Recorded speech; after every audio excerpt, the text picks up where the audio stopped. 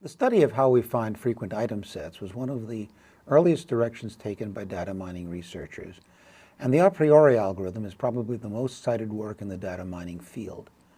The motivation for this study was to determine unusual sets of items that people purchase together in supermarkets. No discussion of finding frequent item sets would be complete without mentioning the possibly apocryphal story of beer and diapers, and we'll tell that one soon enough. But in rough outline, we're going to start with a model of data called the market basket model, where data consists of sets of items, and sets are called baskets for a reason we'll discuss.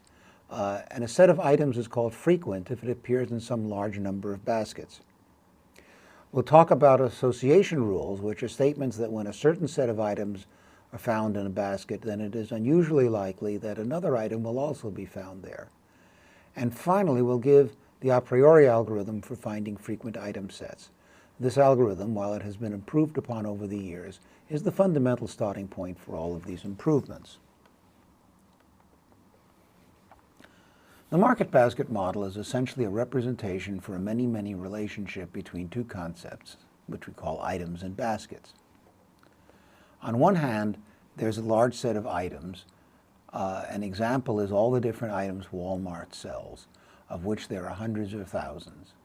This was the original purpose of the model, analyzing the things people bought at a store.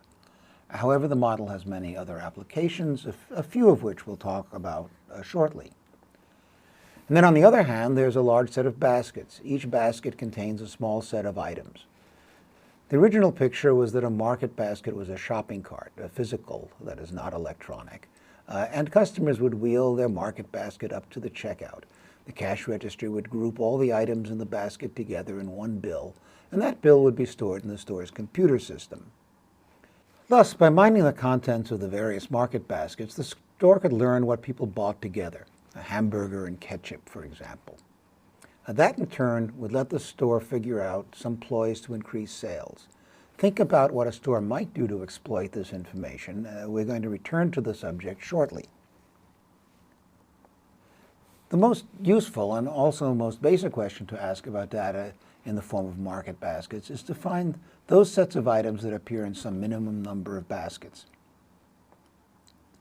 We'll define the support for an item set to be the number of baskets of which that item set is a subset. We can give the support either as an absolute number or as a percentage of all the baskets. The data mining problem, called frequent item sets, involves a number or percentage S called the support threshold.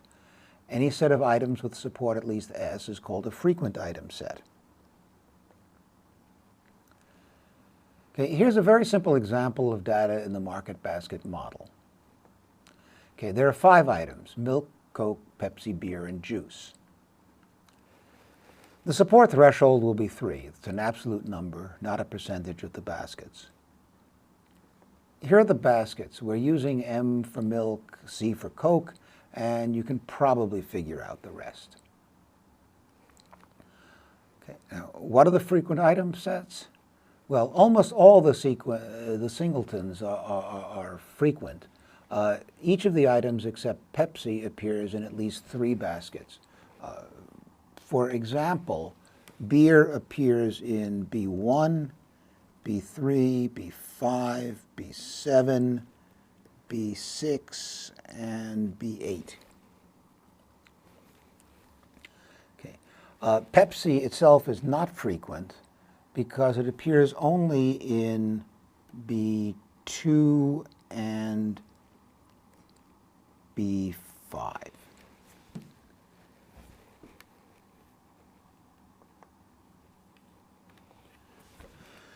There are also some frequent doubletons. For example, milk and beer appear together in the 4 baskets shown. Okay. And beer and Coke also appear in 4 baskets. And finally, Coke and juice appear together in 3 baskets. But no other doubletons are frequent. For example, milk and juice appear together in B2 and B6, but in no other baskets. Okay. Also, there are no sets of 3 or more items that are frequent, so we're done. We found all the frequent item sets. One might have included the empty set, that is surely a subset of all 8 baskets, but the fact is uninteresting and we usually ignore the empty set.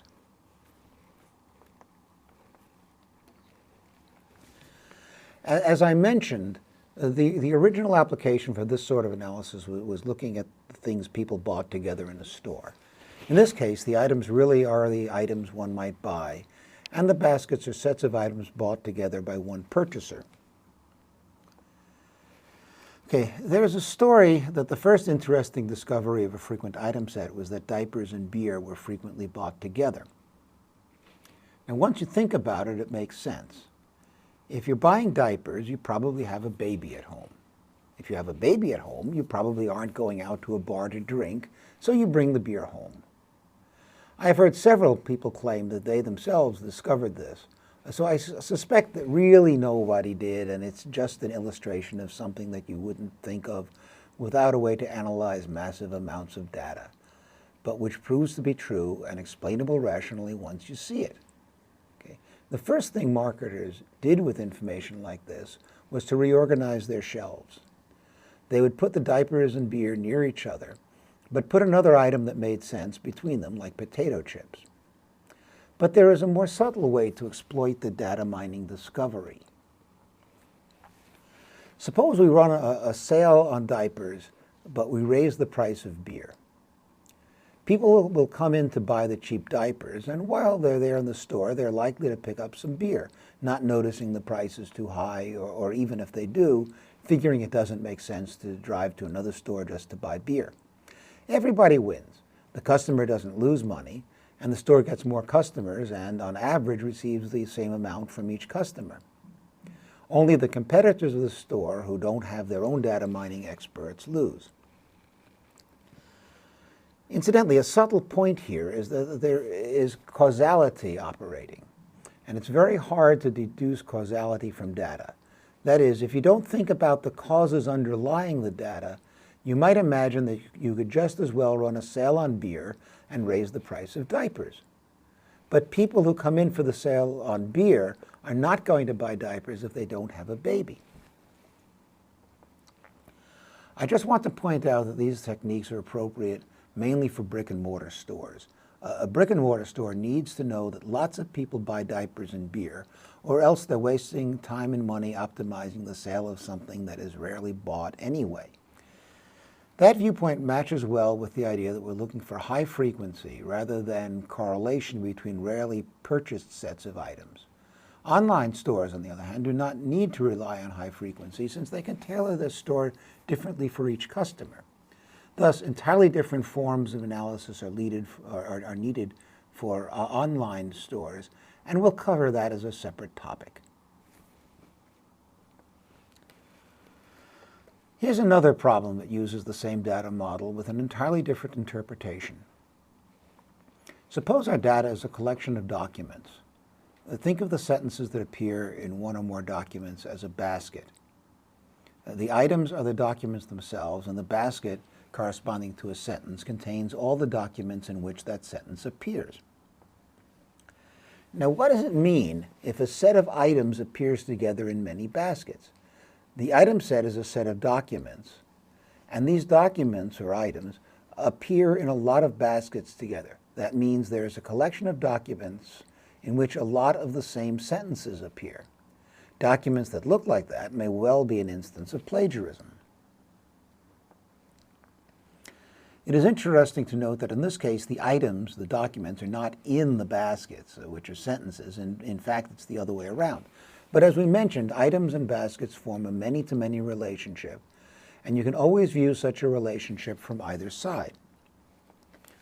However, when it comes to the algorithms we'll discuss, there is an asymmetry. We assume that baskets contain small numbers of items, while items can be in a very large number of baskets. The algorithms would take too much time if baskets contained large numbers of items, because the work done processing each basket is normally quadratic in the number of items it contains. Here's another application involving documents. Let the baskets now be the documents, and let the items be words. We can think of a basket, a document that is, as the set of words it contains.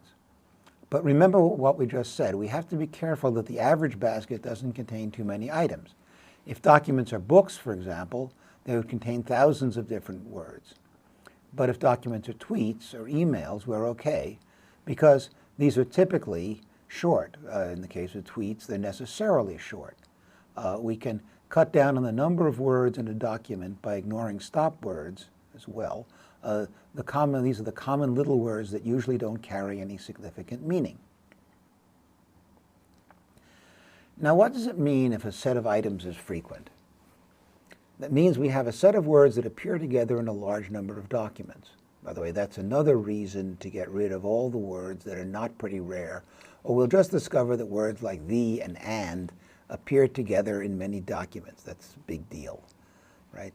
On the other hand, if rare words are relatively frequently found in the same documents, then there might be some connection between the words. I'm supposing, say, that Brad and Angelina might be two such words. Or is that old news? Probably is. Anyway, just to remind you of the scale of the sort of problem we're thinking about, if we're dealing with real market baskets, a big store like Walmart will sell 100,000 different items and stores billions of baskets in its database for analysis. On the other hand, the web has billions of different words, most of them, by the way, are misspellings, and many billions of pages. Often the problem of finding frequent item sets is characterized as the problem of discovering association rules. These are rules that say, if a basket contains some collection of items, then it is also likely to contain another particular item. The notation for association rules that we use is shown here. Informally, if we assert an association rule that says I1 through Ik implies J, we mean that if a basket contains all of I1 through Ik, then it is likely to contain J as well. The degree to which this event is likely is called the confidence of the rule. It's the fraction of the baskets containing I1 through Ik that also contain J. For example, here are the 8 baskets we saw earlier. A possible association rule is this: milk and beer imply Coke. Let's focus on the 4 baskets that have both milk and beer. We see that B1 and B6 do have Coke, while B3 and B5 do not. Thus, 2 out of the 4 baskets with milk and beer do have Coke, and the confidence of this rule is 50%. One reasonable thing to do with market basket data is to find all association rules that have a minimum support S and a minimum confidence C for some values of S and C that you decide on before you run the algorithm. The support of an association rule is the support of the side to the left of the arrow. That is, it is the number of baskets containing all the items on the left. The hard part of finding association rules is really finding the frequent item sets. If an association rule like this has support S, then the set on the left will be frequent with support S, that is the set I1 through Ik. But if the confidence of the rule is also high, that is, the confidence C is close to 1, then the set of items with J, the item on the right thrown in, will have support CS.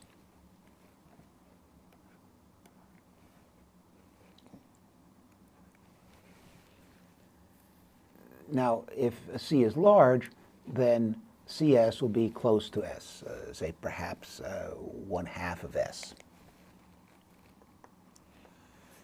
Okay, and here's a recipe for finding all the association rules with support S and confidence C. Start by finding all the item sets with support at least CS. Also find the item sets with support at least S. That will be a subset of the first set of item sets. Let's focus on an item set in the first collection, that is one with support at least CS. Suppose it has k plus 1 items as members. There are k plus 1 subsets of size k, each formed by removing one of the items.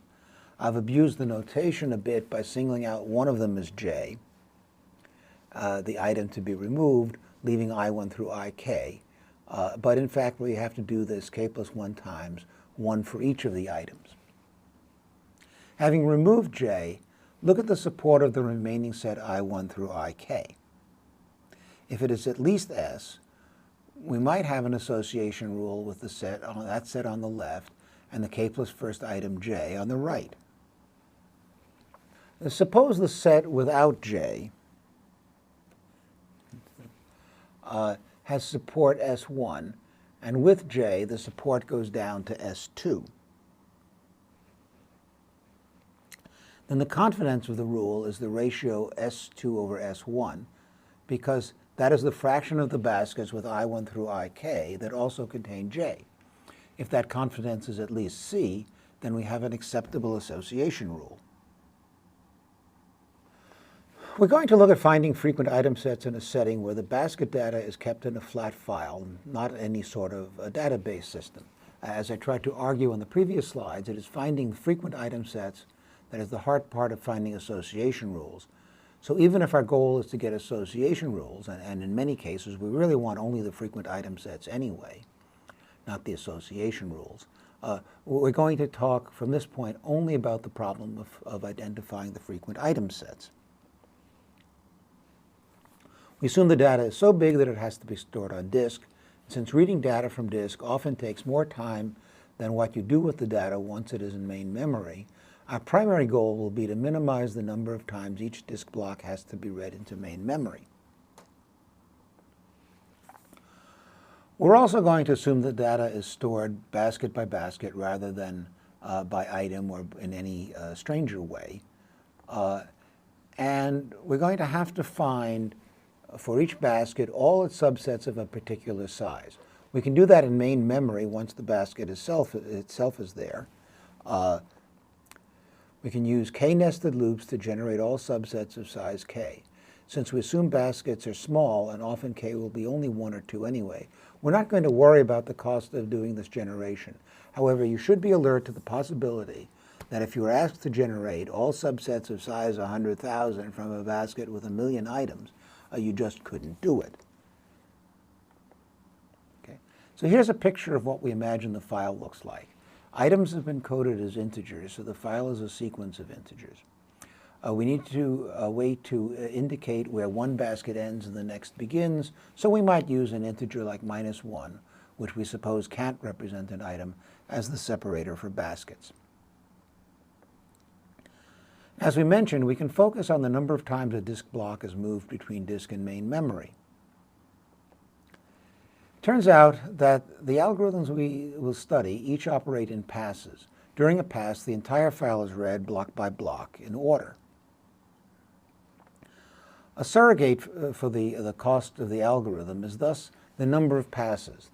The number of disk IOs is that number of passes, times the number of blocks that the file of the basket occupies. Another non-obvious point is that for the algorithms we consider, the limiting factor is usually how much main memory is available. So for example, it is common to have a pass where the file of baskets is read, and as we read the baskets, we count all the pairs of items contained within that basket. We need to have a place in main memory to count each pair. So that means at least a few bytes per pair. If we have 100,000 items, then there are 5 billion pairs. At 4 bytes per count, that's 20 gigs of main memory. Okay, we can do that, buy a little extra for our machine, or use several processors. But if we have 1,000,000 items, that's 500 billion pairs, and we can't really manage all the counts in main memory. And if it isn't obvious, using disks to store the counts will not work. The counts we have to increment are essentially random, so if even half the counts need to be on disk at any time, we have a 50% chance of needing 2 disk IOs with every increment.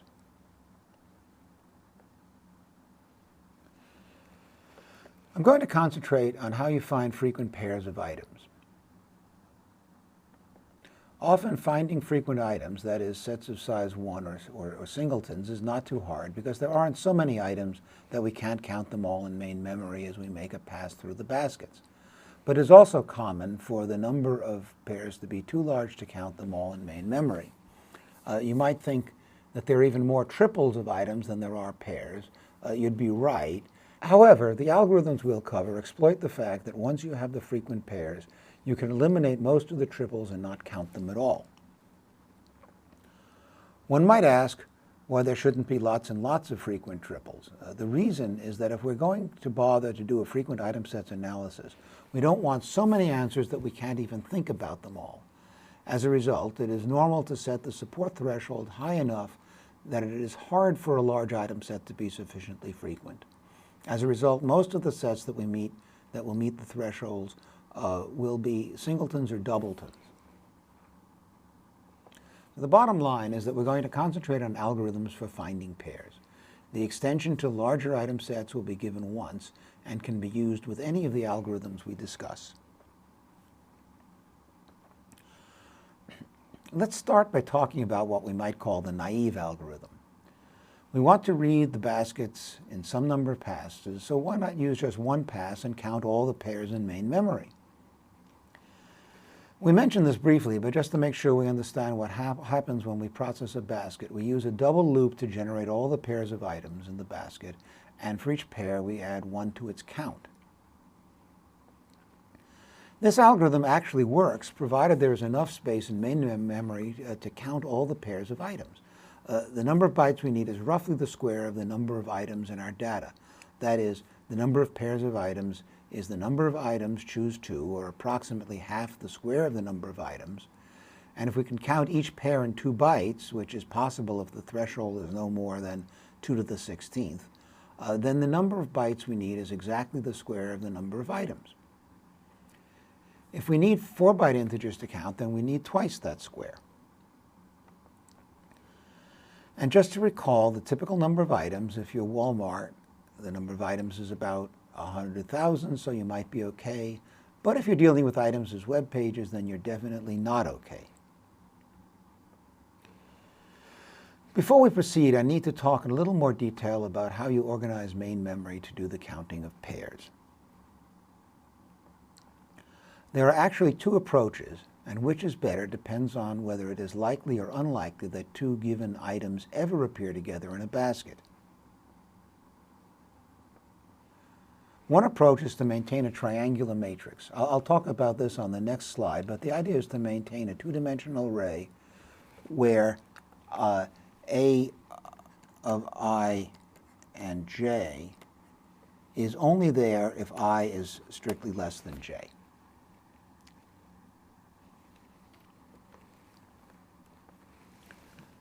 The second approach is to keep records with 3 components, I, J, and C, meaning that the count for the set of items I and J is currently C.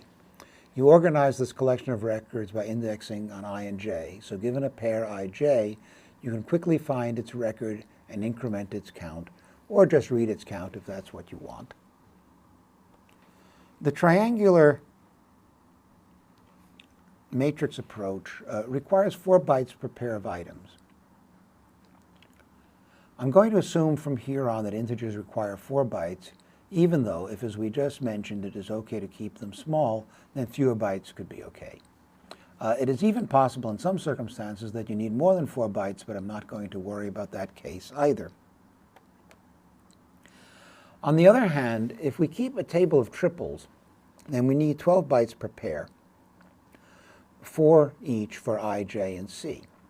But the advantage is that a pair only needs a record if it appears in at least one basket. As a result, the space requirement for the tabular approach is 12 bytes per existing pair, but not per possible pair. Here's a picture of the difference. For the triangular matrix, you need 4 bytes per unit area of the triangle. For the tabular method, you need 12 bytes times the fraction of the area that represents pairs actually present. So if more than 1/3 of possible pairs are present in at least one basket, you prefer the triangular matrix. If you expect fewer than 1/3 of the possible pairs to be present in the data, then you should go for the tabular approach. Now let's look at how we construct a triangular matrix, given that this structure is not exactly built into most programming languages. First of all, we'll assume the items are represented by consecutive integers starting at 1.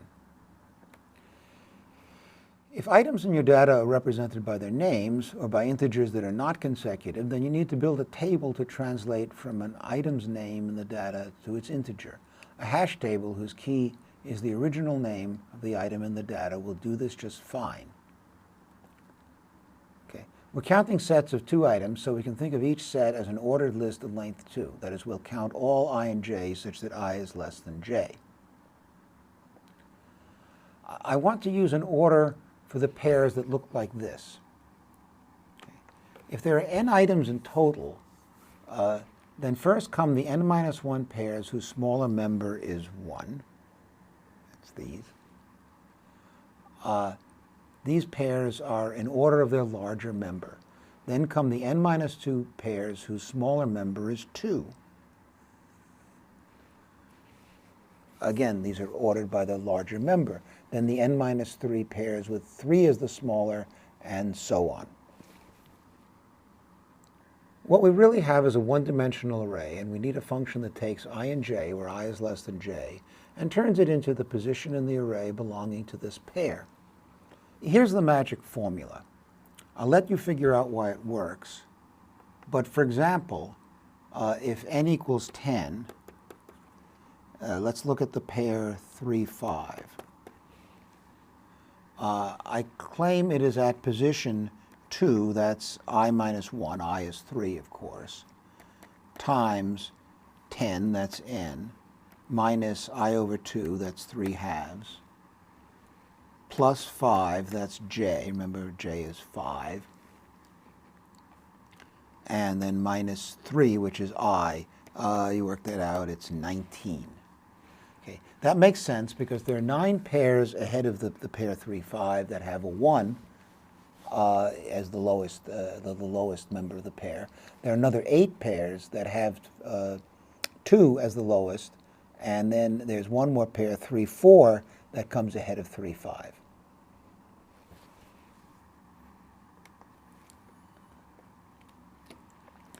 The total number of pairs that are represented is n choose 2, or about n squared over 2. And we use 4 bytes per pair, so the number of bytes needed is about 2n squared. If we use a table of existing pairs, then we need space 12p for the triples, where p is the number of pairs that occur in the data. As we mentioned, this amount of space is less than that of the triangular matrix as long as p is at most 1/3 of the possible pairs, or about p less than n squared over 6. However, for this method, we also need an index of the pairs of integers so that we can quickly find the record for that pair. This structure also requires space depending on how we implement it. For example, we might implement a hash table, in which case we need pointers to link a list for each bucket. So let's say here's the hash table, here's a pointer to the first element, so we'll have an I, a J, and a C, and then a pointer to the next element, and so on.